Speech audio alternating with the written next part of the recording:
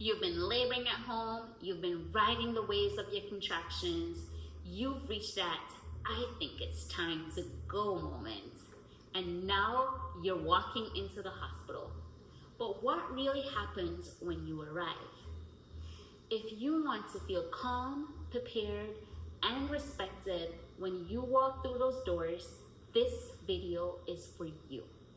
I'm breaking down not just the logistics, but the emotional landscape of this moment, because I want you to feel grounded and confident from the first step. Hey, I'm Susie, a birth educator, doula, and coach who helps high-achieving, spiritually grounded women create sacred, empowered hospital births. If you're preparing for a hospital birth and want to feel both respected and in control without sacrificing the sacredness of the moment, you're in the right place. Today, I am diving into what really happens when you first arrive at the hospital. I'll be talking about the hidden power dynamics that no one talks about, how to set the tone from your birth from the moment you walk in, and the small but powerful ways to stay connected to your body and voice. If that sounds like what you need, hit subscribe and let's get into it. Let's talk about that threshold moment. Walking into a hospital in labor is a psychological shift. You're moving from the comfort of your home into a busy clinical environment. This is when a lot of women start to disconnect from their bodies. But here's the truth. That threshold moment, it sets the tone for everything that follows. Before you even walk into your hospital space, I want you to take a deep breath, pause at the door, feel your feet on the ground, and whisper to yourself, "I am the leader of this birth." See, checking into the hospital isn't just paperwork. Yes, they'll ask you for your ID, insurance, and basic information. But this is more than just a formality. It's your first energetic exchange with the hospital. So instead of feeling like a patient, I want you to remind yourself, you're a birthing woman. You're not just a medical number or a medical file.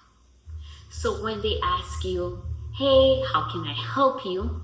I want you to say something like, "We're here to have a calm, low intervention birth, and we appreciate your support." That single sentence sets the tone for respect and collaboration. It signals that you have a vision for your birth. Next, you'll likely be taken to triage, and this can feel a bit overwhelming. In triage, a nurse will assess how things are going, how far along you are, and this might include a cervical check. She may take some vital signs and some intake questions and listen to your baby's heart tones by continuous or intermittent fetal monitoring. This is often where medical protocol clashes with your personal autonomy. It can feel like a moment where you're handing over your birth to the hospital. Instead of just going along with things, I want you to try saying, "I'd like to understand what you're checking for before we move forward." Or you could say, "I'm hoping for a low intervention birth, so I'd like to limit unnecessary checks if possible." This isn't about being confrontational. It's about holding the energy of your birth, even in a clinical setting. Once you're admitted, you'll move from triage into a labor room. This is your first real opportunity to set the tone for the sacred space that you want. This isn't just a medical room, it's a birthing space this is where you'll be meeting your baby. So here's some tips for setting up your sacred space. You could dim the lights or use some LED candles.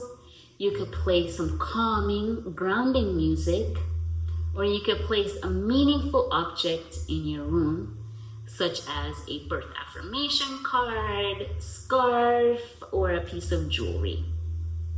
You can even use essential oils to bring a sense of home into the space.